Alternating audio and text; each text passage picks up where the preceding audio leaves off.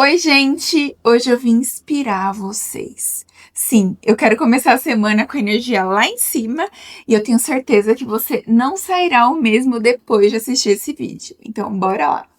Eu sou a Carol Marrier e hoje eu vim compartilhar com vocês a minha nova era e como se deu início a tudo isso. Bom, tudo começou em maio de 2025, em Copacabana. Sim, meus amigos, eu estava no show da Lady Gaga. E aquele show para mim foi um prenúncio de uma nova era. E por quê? Eu já vinha há um tempo muito frustrada, insatisfeita com a minha vida profissional. Eu estava há quase 11 anos na mesma empresa e eu cresci muito nessa empresa, só que chegou num patamar que eu não tinha mais para onde ir, não estavam me deixando mais crescer. Enfim, começa a apertar e você já sabe que é o fim de um ciclo. E quando aconteceu, eu já estava preparada. Eu sei que aquilo foi o melhor para mim e eu tive a confirmação disso, porque eu fui no show da Lady Gaga e na volta desse show eu fui desligada dessa empresa e foi a maior confirmação que eu poderia ter, porque eu saí desse show tão inspirada que eu não poderia mais ser a mesma que eu era. Eu não poderia mais aceitar estar num lugar que não me cabe mais, em que eu não consigo mais usar minha criatividade e, enfim, que não é mais para mim. Então, aquilo tinha que acontecer para que eu me tornasse a Carol que eu sou hoje e a Carol que eu quero ser nos próximos anos. Sem isso, eu não conseguiria manter a minha energia. Enfim, foi um processo de mudança incrível. E por que eu tô falando do show da Lady Gaga? Não sei se vocês conhecem, entendem, e sabem como que se decorreu a carreira da Lady Gaga, mas esse show, inclusive, ele é uma explicação desse processo dela até os dias de hoje, e eu quero trazer um pouco da reflexão que eu fiz desse começo do show, porque assim, falando no geral, esse show é muito teatral, muito poético, filosófico, e ele traz fases da vida da Lady Gaga e como que ela lidou em cada fase, e ela dividiu esse show em atos. Por isso que eu falo que é muito teatral, assim, para mim foi, foi uma obra-prima, hein? É assim que eu vejo, e toda vez que eu tô pra baixo, eu coloco esse show e, gente, eu choro, eu me emociono da mesma forma, porque eu sinto a sensação de quando eu estava lá. É assim, incrível. Mas vamos falar é, do início desse manifesto. E eu trouxe o texto aqui que eu vou ler para vocês e trazer um pouco do que eu entendi de cada parte desse início de show e como que ele impactou tanto em mim. Então, vamos começar. Se chama Manifesto do Caos. E só esse nome, ele já é tão impactante e forte, porque traz, primeiro, uma verdade nua e crua de ser quem é, e entendendo e acolhendo o seu caos, pensando na dualidade que existe e ela tá dando um foco maior no caos que ela tem dentro dela. Então o texto começa assim: a dama está diante de mim, olhos arregalados e cheios de fúria. A bengala dela está na mão direita, no pé esquerdo dela, um gesso. Então, aqui fala muito sobre fúria, que é a intensidade emocional que tá dentro dela, e todo mundo tem isso. E isso não é um problema, gente. Ter fúria, ter raiva, isso é o mais humano possível e você precisa aceitar e lidar com isso dentro de você. E aí a bengala e o gesso fala muito sobre feridas, dor, trajetória difícil que ela passou. Então, mostra que o caos, ele nasce das experiências que ela viveu. Só aí já é muito profundo. Que assim, não é um caos que, nossa, é uma maldade. Não, isso é o humano. Isso é o que eu senti e que eu acolhi, enfim, que existe. Então, é uma dor transformada em força, porque quando você aceita, você transforma isso em força. Ninguém vai usar mais isso contra você, como se fosse algo nesse sentido. E aí vem um aviso: tenha cuidado. Ela diz: o caos no seu coração nunca cessará até que você encontre outra forma de canalizar o que busca. E essa parte é a parte que mais me pega, assim, gente, que eu fico até emocionada, porque assim, cara, isso me inspira tanto. E o que diz esse texto, né? Vamos traduzir. Que existe um caos, principalmente, eu não sei se todo mundo é assim, eu tô falando de mim porque isso bateu em mim, é porque eu sou assim, mas eu não sei se todo mundo sente isso. Eu sou uma pessoa muito criativa, eu sou uma pessoa que eu tenho muitas ideias e que eu tenho tantas ideias que é difícil de colocar isso no papel e fazer acontecer. Mas que, pensando na fase de vida que eu estava vivendo, e eu vou trazer isso como eu entendi, que o caos no meu coração, ele nunca vai passar até que eu encontre uma forma de acalmá-lo. E qual que seria uma forma? É eu usar o que eu tenho de criatividade, usar, não só pensar, é colocar, é praticar.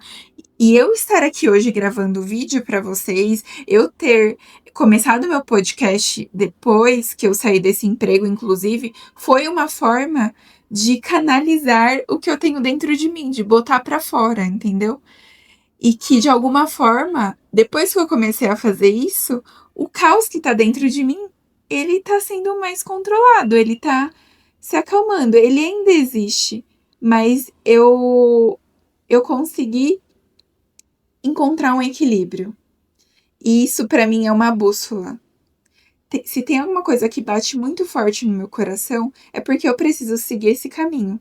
Então, essa é a tradução dessa parte, da forma que eu entendi. O caos no meu coração, ele só vai acabar ou ele vai diminuir só quando eu conseguir perseguir e alcançar ali, entrar num processo de busca do que eu realmente quero, da minha verdade e do que me faz feliz, entendeu? Então, fala muito sobre inquietação, desejo interno que precisa de tomar uma direção e uma emoção que tem dentro de mim que ela precisa ser botada para fora, que ela precisa ser expressada, entendeu?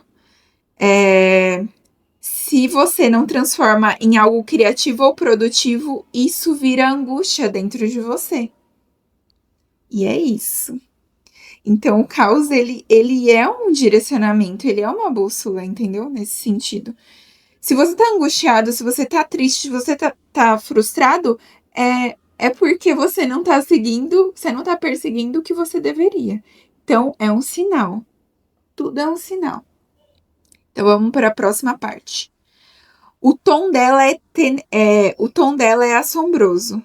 Seu discurso inquieto, a música da boca dela, as unhas estridentes e a vida interior parecem uma tempestade. São barulhentas. E aqui fala muito de uma mente acelerada, sentimentos intensos, criatividade que não para. E aí é um ponto que eu sei que pessoas criativas sentem muito isso, que o mundo interno do coração, enfim, da cabeça, a mente não para. E isso é intenso demais. Você precisa colocar isso em prática, entendeu? Senão, você não vai de fato conseguir alcançar o que você precisa e tranquilizar o seu coração. De repente, em toda a sua glória, nós duas começamos a dançar. A dança muda tudo. Ela não está mais lutando contra o caos, ela começa a se mover com o caos. E aqui a minha interpretação é a dualidade. É como se existissem duas pessoas e ela tivesse com uma versão antiga dela e o caos, como se ela estivesse de alguma forma olhando no espelho e ela aí aceitou o caos. Tipo, eu tô com você, eu vou me mover com você. Eu aceito que você existe, que você tá aqui. Eu não vou te ignorar e você vai me levar pra onde eu preciso ir. Não é eliminar o caos, é aprender a conviver com ele. É a dançar com ele, entendeu? Minha cabeça se inclina para trás, meu peito explode, minha mão começa a se contrair. Aí aqui fala sobre como os sentimentos eles explodem no corpo de alguma forma. Então, esse conflito vira algo corporal, uma sensação. E mostra que as sensações, as emoções afetam diretamente o nosso corpo. E aqui ela tá numa entrega total a essa experiência interna.